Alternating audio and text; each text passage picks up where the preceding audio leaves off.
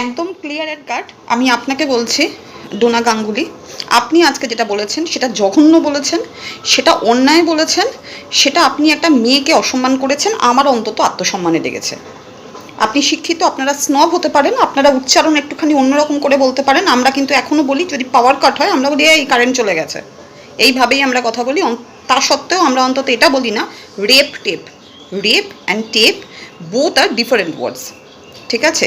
আর এটা হতে পারে না, অন্য স্টেটে হয় তাই এটা নর্মাল ব্যাপার না, এটা নর্মাল ব্যাপার না। চুরি অন্য জায়গায় হয়, ডাকাতি অন্য জায়গায় হয়, কিন্তু তাই জন্য নর্মাল ব্যাপার, কিন্তু না হলে ডাকাতিটা নর্মাল না। আপনি এই আঁতের কথাগুলো দয়া করে আর বলতে আসবেন না। আর নেক্সট দিন আবার বগল দাবা করে আপনার স্বামী আর মেয়েকে নিয়ে এখানে যদি আসেন, আপনাকে কিন্তু সেই গো ব্যাক শুনতে হবে। এবং যারা বলে না যে কেন এদের গো ব্যাক শুনতে হয়, দিস ইজ দ্য রিজন, এইটা রিজন ওদের গো ব্যাক শুনতে হয়। কারণ তারপর যেটা করতে আসে সেটা আই ওয়াশ, সেটা কোনো মানবিকতা থেকে করতে আসেন না ওনারা।